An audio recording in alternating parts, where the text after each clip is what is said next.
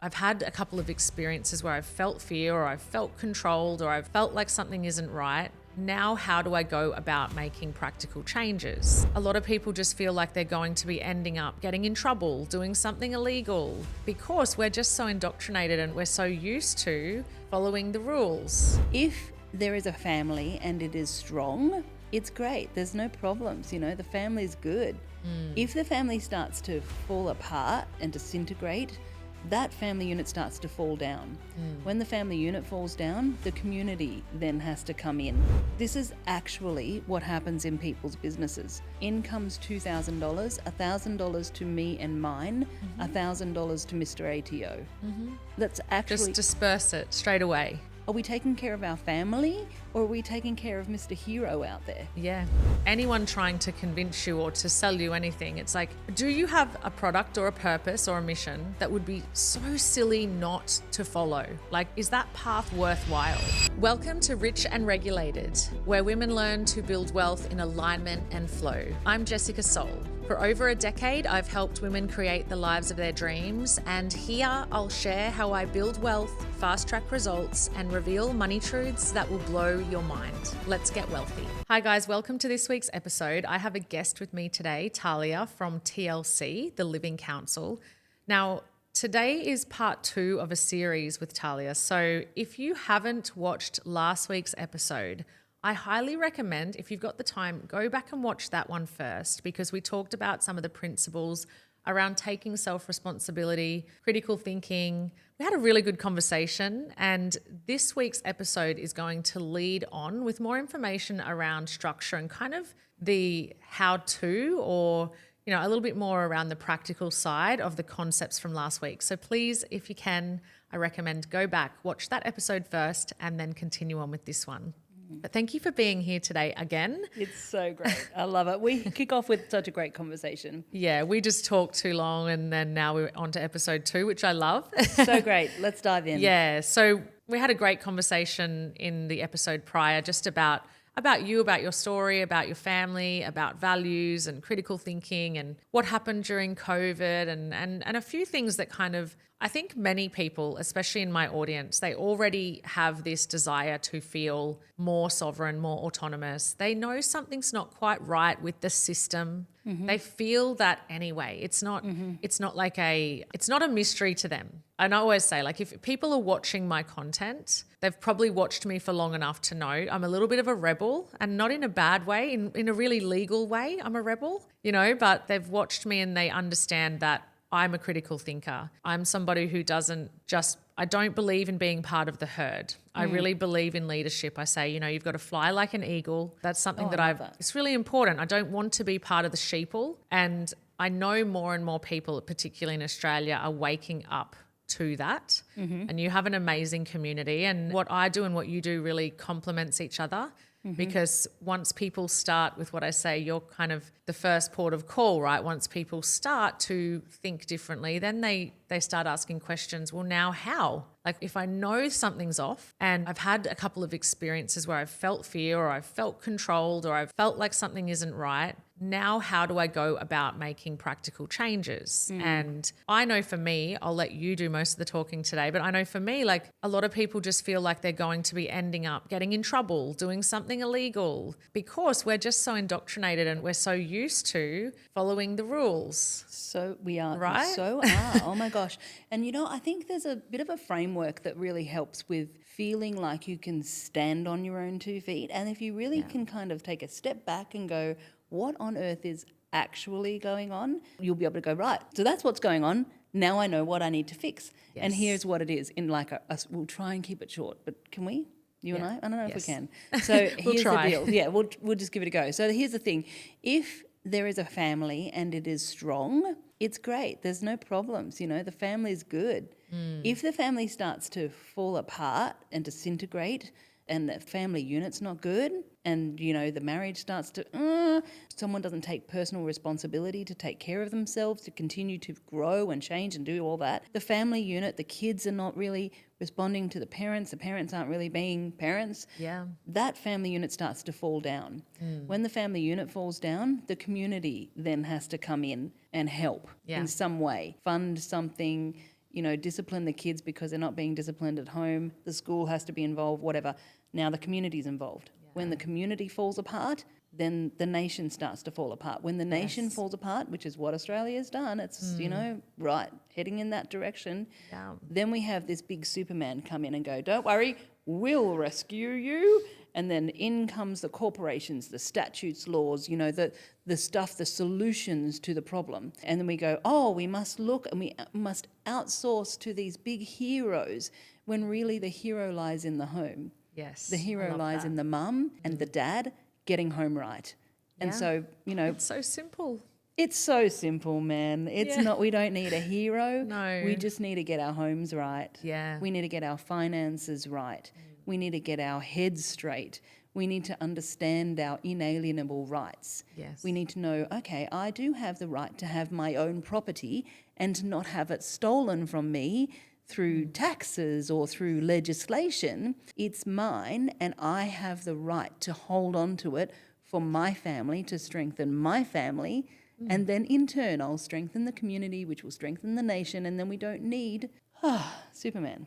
The hero at the top. Nah. Because there's no one needing saving. No, because we got it. Gosh, we're cool. That's profound, really, isn't it? When you think about it like that. And it's so simple because we don't need to worry about what's going on out there. All we need to do is focus on what's going on in here. Yeah. Where's my dollar going? What do I own actually? And how do I protect it? Yeah. And I've always said, the more we focus on what is going on in our own four walls instead of focusing so far outward. And, not to go down that rabbit hole because that's a whole nother episode, but it's the behaviour of mum and dad. It's the way adults are operating. Right. And we've seen such a big shift. Everyone's looking at their phones. No one's looking up. There's so much change in behaviour that has occurred in the last 5 to 10 years. And obviously this happens all the time. But when you strip it back, it's like just focus on what's happening in your family unit, understand what your rights are, take your responsibilities seriously, see them as an honour because they are, Being a mother to me is the greatest honour. It's not something that I take as my part-time job. It's my primary job. Right. Everything else I do is to assist in how I mother, in how I parent, and a lot of people have got that a little bit skew-if. So 100%. So one of the classic examples is we get paid and then we go, okay, like we have our own business and we have this money that comes in and we just bow down to the superhero and we go, that's right. This is actually what happens in people's businesses. In comes $2,000, $1,000 to me and mine, $1,000 to Mr. ATO. That's actually... Just disperse it straight away. Are we taking care of our family or are we taking care of Mr. Hero out there? Yeah. Who's supposed to save the day? Like, are you kidding me? Yeah. Meanwhile, that dollar that's come in, that $2,000 has been taxed 8 times. 8 times. Like, we should be furious about that. Before it's even come in. It's like, hang on, no, I've already paid my taxes. This is mine. This is mine for my family. And if I can have that extra $1,000 to fund what goes on here, I'm not going to be dependent out there. Yeah. And I'm raising kids. And that's the key. Like what you just said then is such a strong statement. If I can keep what I've earned, then I don't need to be dependent out there because I'm in charge. I've got this. I'm standing on my own 2 feet. I'm good. I'm not asking for anything. And when someone needs when we've got a crisis and someone needs support, I've got enough to come in as a community member and to go, let me help you. Let's help each other. Yeah. We don't need a big Superman. We just got to look after our own, get it to the point where we can start to look after each other. Yeah. And bye-bye, Mr. Whoever you are. Which is exactly what we should be doing in the first place. Right. Let's get back to the Helping roots. each other, looking after our community, letting the community look after us, letting it all do its thing. Like we teach our kids, hey, share. Oi, you have enough. You can share. Yeah. But we just being so stripped and stolen that actually we don't have enough. No, we don't. Not many people do. That's the biggest issue. And then everything starts to fall apart. Values get, pushed to the side. No one's got time for being present because everyone's under the pump and stressed, and then they start making poor decisions, and then the addictions come in and everything starts to get unravels because there's not enough of this. And then in all of that, the little people we have at home, we're starting to grow them into broken people too. Yeah. And then we just keep the Because they're cycle being going. brought up by broken people. Right? Yeah. I love Jesus, okay? And he's my all. But honestly, people have said, how can you be a Christian and want to be wealthy? What a load of, oh my gosh. Wealth is my vibe. So What, right? Okay, yes, preaching it is. to the choir, girl. Okay, so like this whole, if you're broke, if you are poor, you think about more money more than the wealthy person does. Yeah. Because you're trying to think about where the next dollar comes from, as opposed to, in my situation, I just want to think about Jesus. I just want to think about what God has done for me. And I don't want to be distracted thinking about money. No. And as they say, your voids will become your values. And so when you have all this void, then all you're doing is thinking about money. Money. So then you're valuing money because it's a complete void, which is not where your value is meant to be. Yes, we want money because money, when people say, oh, money doesn't make you happy, I'm like, no, it does. It actually does, because when all of my bills are paid, when I can buy my friend who had surgery $150 bunch of flowers because I care and I don't live near her, and I can fill up that day and I can buy my mum something because she helps with my baby, and that means I'm more present with my children. At the end of the day, that financial capacity means you get to make better decisions. Absolutely, and I don't care it does. what people say. Money will just make whoever you are bigger. And therefore, if you're focusing on Jesus and if you're focusing on doing good, the more money, the more you can do good, the more you can be present, the more you can help the community. It's just a magnifying glass of what's already there. You got a toxic heart, you got money, you just got a magnifying glass of what's already there. Absolutely. But here's the thing. What if we could have good quality Australians rather than a system having money? We have good quality Australians with good quality values for their family, having the resources that they need to magnify whatever's in their heart. Yeah. Then brilliant. My catchphrase of the month, chef's kiss. I'm like, that's perfect. Like, that's what we want, right? That's it. And so I'd love to kind of talk about some of the practical things, because we could talk for days. Yeah. But a lot of people watching will be saying, well, okay, so what do I do now? Because I feel like this is all over my head. I feel like this is complicated, overwhelming. It's going to take my time. It might be scary. So then when you hear something like we're working in the private, when we're talking about different structures, there's a lot of structures that the accountants don't mention and that really not many people mention until we're in that right circle, until we're choosing to be in a certain proximity. And one of the ways I kind of discuss this is when we look at crypto, for example, only 7% of the world own crypto, right? So a lot of people, when they come to me, they're like, oh, nobody I know owns crypto.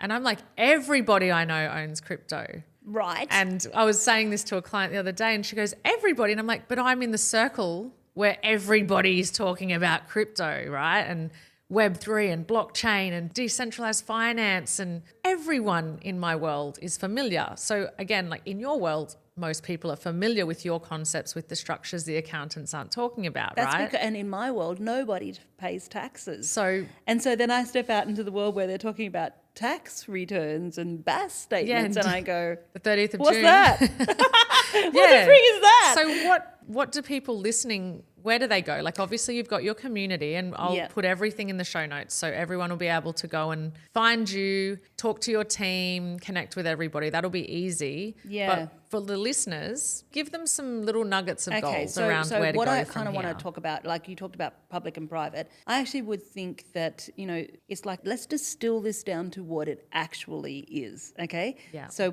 last week when we were talking, we talked about the different layers of law and statutory law and things like that. What I want to discuss today, what I really feel like will just take, like when you find a balloon and it's got a hole in it, just goes and it relaxes. Yeah. I would love to see your listeners just go relax when it comes to how do I take ownership of the structures that surround how I do things, so that I'm not having to have tax returns and BAS statements in my life, right? Yeah. And so here's the deal. The ATO taxes, particularly, and I'm stepping out on a limb here, because this is going to be watched by some people. Yes. It's a bots and all sorts of things. Yes. It comes down to two things. Do you do things for profit or do you do things for purpose? Yeah. That's it. That's the one question people need to ask. And there's the ATO is a tax body for things that are all about profit. So if you stand in the line, if you want to drive in the profit lane, you're going to have everything to do with profit, including taxes. If you drive in the purpose lane, there's no taxes over there because it's not a profit thing. And so what the ATO looks at, it's almost like they can't see anything that is not for profit. Yes. They actually can't, because it's about jurisdiction. Jurisdiction is juris is law, diction is speak. So what law speak? Okay, so law speak. So the ATO, the tax law speak jurisdiction, is all 100% in the profit lane. So if you have a sole trader, a partnership, a company, you sit in the jurisdiction, the law speak of profit. If you have an unincorporated association, that's a club. That's just, you and I can be homeschooling our kids. I got to, I'm an actor, so I can teach the kids how to put on a play and do costume design, that kind of thing. You can talk about crypto. Okay, let's teach the kids what they need to know. Yeah. And by the way, we're just going to have to run to Bunnings and get some wood for the stage and get this material from Spotlight, and we can put this play on. So do you want to put your money into the account? No, I don't want you to put it in my account, because then it shows up in my bank statement, and then the ATO sees it because I have a straw entity. I have my own name, and a person, FYI, is actually considered the same as a company. It is a for-profit entity. So your person, your tax name, your all capitals name is a person. It's a profit entity. Okay? So if you're going to put some money into our club for me to go and get some costume stuff into my account, it looks like I'm making a profit, but I'm not. We have a purpose here to put on a play with these kids. Yeah. And so I don't want that money going into that account, because that's not what it's not about profit. It's about a purpose. So the money can go into the purpose account, the association account. What's to stop my purpose from being much larger than just a homeschooling group? Yeah. What's to stop it from providing services and products and things like that to people in my community for a purpose? Absolutely. So I can turn anything I do into for purpose as opposed to for profit. And then all I've got to do, so simply, is just use the structures that sit in the for purpose lane, such as unincorporated associations. Some people call them PMAs, some people call them UMAs. They're all the same thing. The basic bottom line thing here is, are you doing your life for purpose way or a for profit way? If you're doing for profit, don't go whinging about the taxes, because you're standing in the tax light. Like you look like tax. You look like profit. Profit equals tax. Yeah. But if you are standing in the purpose line and you have every part of your life, everything you do is standing in that lane, they can't touch you. Yeah. Crystal clear. And if they're watching, they know that. Yes. They can watch this episode. We're not doing anything illegal here. No. It's 100% lawful. Yes. It's in their documentation. Yeah. And we just don't know it. But it's not advertised. No, because they get to make money. Because why would they? Why would anybody advertise the fact that you're allowed to live a purposeful life driven by your values, helping people with what you're deeply called to do on this planet, what you're deeply passionate. It's like I say with my business, and I've been a coach for 12 years, and I felt this call after I went through my divorce in 2020, and I was called. I was like, I have to help women financially. I can't ignore this feeling. It's not even a choice for me to do this work. No. Some people say to me, gosh, you're busy. Gosh, you do so much, and I'm like, I cannot deny doing this. It's not a job. It's like, I must. And you're sustained. Yes. Through what you do. So there's income that comes into your club. Yes. And that club sustains you for your time that you put into it. Yeah. And it keeps you alive and going. Is it a profit? No. It's sustaining you for your life force energy. Yes. You're giving out, you getting back for that. Yeah. There's no profit. No. But you're sustained. Yes. So what level should you be sustained at? Should you just be 100 air? Or should you be a millionaire? Yeah. Well, that's like subjective, isn't it? And, you know, I was talking a couple of weeks ago on the podcast about superannuation. And don't get me started. I know. We've only got around about 10 minutes more to chat today, so we won't today. But I was talking about superannuation and I was also talking about the fact that our adults now in their 30s, 40s and 50s are not living the way our parents lived. They're not slowing down in their 60s, 70s and 80s. Like we now have not me, but a lot of people, we've got Oura rings and we know our bloods and we understand our hormones and we intend to be running 10K on the weekend as a 75-year-old. People are not getting older. They're getting younger. You know, you've got peptides and you've got all this anti-aging stuff that means the sustained living now, on top of the way that the government decides to charge for fuel, right? So, I mean, they're making the sustained level higher themselves, right? Right. But I mean, everyone has higher standards. It's not like, oh, we retire and then we go into humble life and we watch Channel 7 and then we watch Channel 9 and then we eat baked beans every day. Do some knitting. Sit on the chair. The people, even my parents, like they want to travel. They want to upgrade their home. My mum's 67, my dad nearly 80, and he would hate me saying that. 78. Sorry, I shouldn't say that, Dad. Oh, but he's just a baby, you know, isn't he?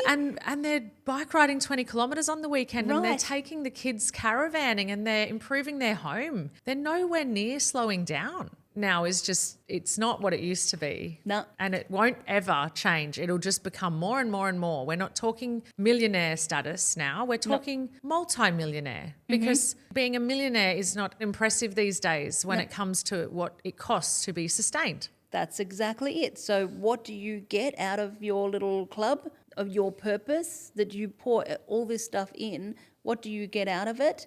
It's subjective. Yes. You know, you just need to be sustained for who you are and what you are worth. And folks, you're worth so much more than you think you are. Yes, I love that. I really love that. Just quickly, guys, if you're a woman who's earning well but still feels like your money isn't working for you, I can help. My Build Your Wealth portal is the perfect place to begin, and for less than $100 a month, I'll teach you the exact groundwork that has allowed me to create freedom for my family. Just hit the link in the show notes to connect into my community today. Now back to the episode. If there's things that people can do for the state of the world that they see, so we see the world so much now because it's right at our fingertips, it's in our pocket. Yeah. If you see the state of the world, what can you do about it? What you can do about it is focus on the family unit that you have. Yes. And it may just be you. It may just be you. Yeah. Learn, what are my inalienable rights? What rights do I actually have? And then how do I be responsible with those rights?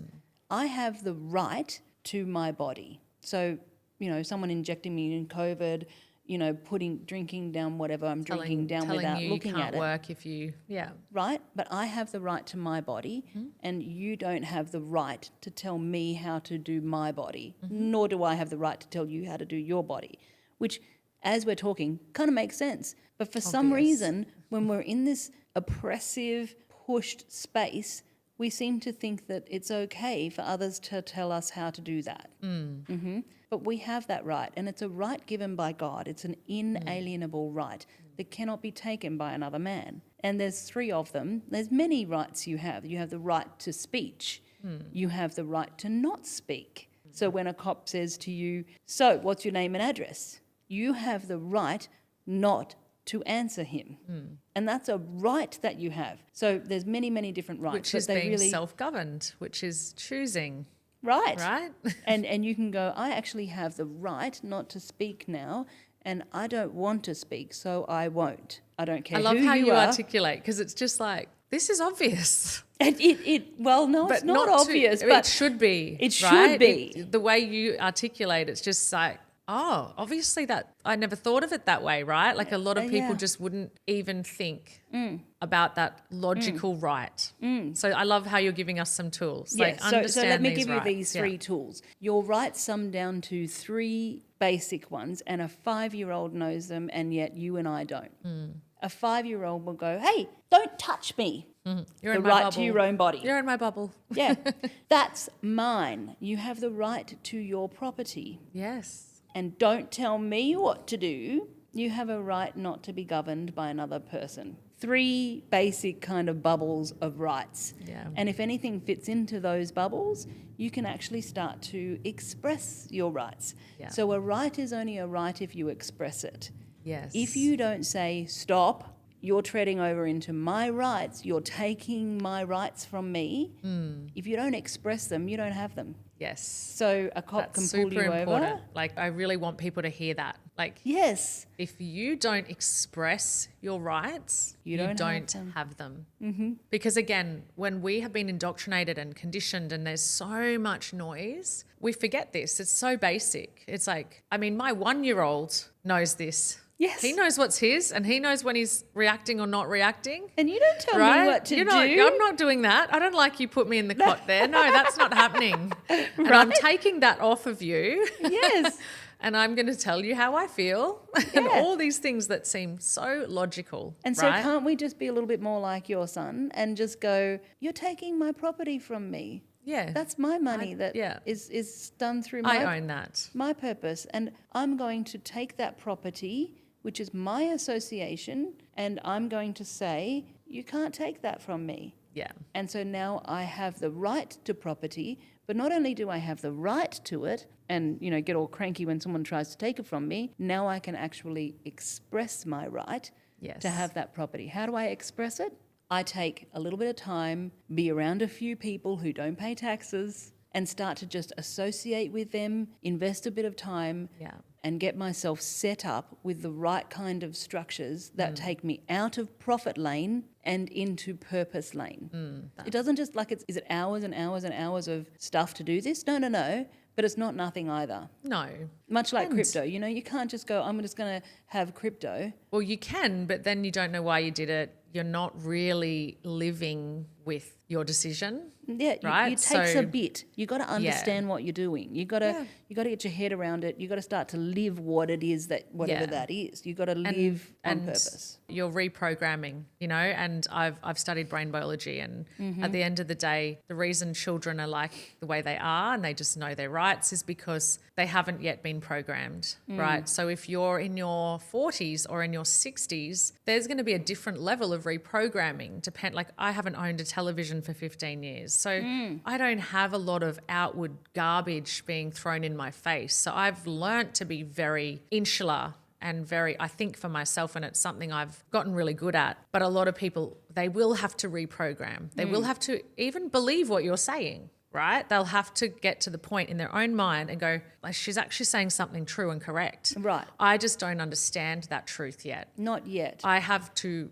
relearn something. Yeah, be around the right people. I call it a chemical change as opposed to a physical change. So we can have a physical change, like ice can go to water, but then it can go back to being ice. Yes. Yes? So it can just interchange. Yeah. So we can have a listener sitting here right now just listening in, having a cup of tea with you and me, and they can go, yeah, that makes sense. I've got rights. But then they can go right back to being ice again. Yeah. You know, and they can go back to not actually expressing their rights. Yeah. But then you can have a chemical change, and that's beautiful when a chemical change happens. And that's what you're talking about. Yes. That's the deprogram. That's where we go from being bread to being toast. Yes. Once you're toast, you can't go back to being bread. I love this. Okay, you can't go from being wood to being ash and then back to wood again. Yes, and absolutely. so that whole chemical change, that whole unwiring that behaviour takes time. And in the Living Council, we talk about saying, can you give up 2 to 4 hours a week? That's not much. No. 2 to 4 hours a week, sit in a Zoom, watch a couple of... Listen to a bit. In some courses, learn a few things, get your structures set up, and you can actually do it yourself. You don't have to outsource this stuff to accountants and lawyers. You can do it yourself. Yes. But can you just give up 2 to 4 hours a week? Yeah. And learn some things, set your home up, and then once that's done, you're done. Yeah. You Go just and start be free. operating. Yes.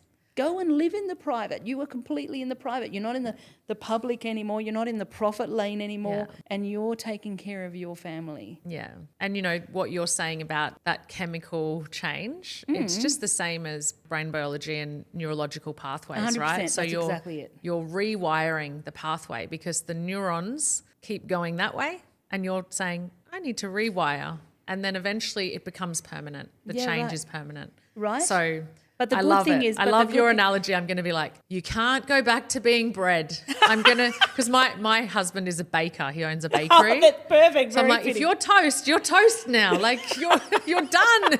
You can't go back to being bread. We want to be ice and water. And then we the question begs to be: do you want to be bread or do you want to be toast? We got to we kind of want to be toast, right? Kind of, in this we want analogy. to be this. Like, I'd really like to, express to your listeners that being free from taxes, being free from BAS statements, being free from overreach, the government overreach, it's so worth it. Yes. Absolutely. It's worth, like, if you had to give up 6 months of your life, a couple of hours a week, and a little bit of cash to set yourself up with a structure or whatever, is it worth it? That's the question that really should be answered. It's to the point, and I think this is a nice way to kind of round out what we've discussed today, but I always say, anyone trying to convince you or to sell you anything, it's like, do you have a product or a purpose or a mission that would be so silly not to follow? Like, is that path worthwhile? Right. Yes. It's like when we talk about health, it's just a great analogy. Everyone knows how to be healthy. It is not hard, right? Is it worth doing the walk? Is it worth eating the whole foods? We know the answer is yes. So you're asking a question that's so obviously a yes answer. Of course, giving up some time is worth that reward, is worth that feeling and that knowing that you now are in charge of what you should have been in charge of the whole time. And if you've got kids and you're tucking them into bed at night and if you're not convinced it's worth getting yourself out of the profit lane and into the private lane, all you've got to do is tuck your kids into night, give him a big kiss and say, listen, I'm giving half of the money to the government. It's 46%, not you, sweetheart. Good night. Yeah. Like, honestly, I hope you're okay. That's how it is. I hope you're okay in the future because I'm just too lazy. Taxes over to the government and not to you. Like, honestly, folks, you just need to get real. Look at your family, and that's enough of a reason to go, is it worth setting up your financial future? Is it worth going for a walk? I'll never forget somebody saying to me, people who don't go for walks, people who don't take care of their health are basically going, stuff you can look after me later. Yeah. And I mean, I'm 42 and I've just had a baby. I'm going to be 62 with a 20-year-old child. Yeah, baby. And I'm good for that because I am so responsible with my health and with my finances and with all of that I'm good for that. Yeah. And I'm good for my kids. I know I've done the right thing. So I love that. I think we might what you just said is like enough to change anyone's mind on bothering to take some steps. We'll have everything in the show notes, but is there anything else on your side that you'd like to give our audience just to point them in the right direction of, say, if they wanted to get in contact with you or your team? Because I know you've got a beautiful team. We've got a whole community of people who support people. And most of the people who come into the Living Council right now come with a fair bit of fear. Is this legal? Can I do it? Is it worth doing? All of these questions are important, quality questions. And I started that way and you started that way. Yeah. And so we just have some support people there. So when people call, they'll have a clarity call with us where we talk about what's the clarity for you and are you really a fit for the Living Council? Because honestly, there's many people we say that it's not a fit because it's about, can you take responsibility? We won't go there. Then once you're in, we have further members who are really, they're living this way and you can start to rub shoulders with them and ask them questions and start to come up with a private living plan. Yeah. So we quite literally set you up with step 1, step 2, step 3. This is all covered in the membership, right? Yeah. And then if you really want to, so that's like the done by you. So we have this philosophy in the Living Council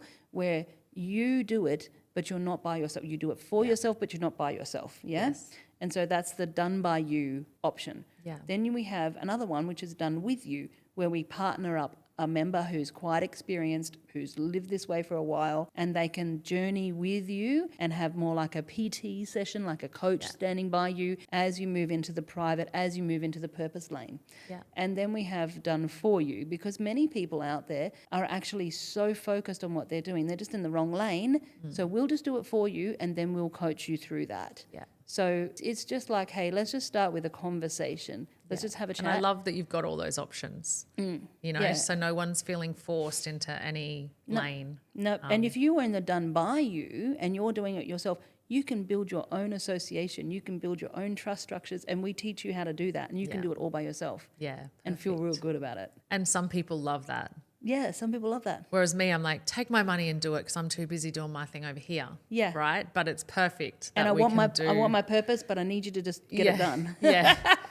So, we'll put everything in the show notes so that everybody knows where to find you. And it's been an absolute joy. Thank you for sharing your wisdom with my beautiful audience. Yeah, my pleasure. I'll be back. I know you will. If you've gotten value from today's episode, make sure you subscribe and leave a 5-star review. And if you're ready for more support in building regulated wealth strategies, check out the link in the show notes. Have a beautiful day.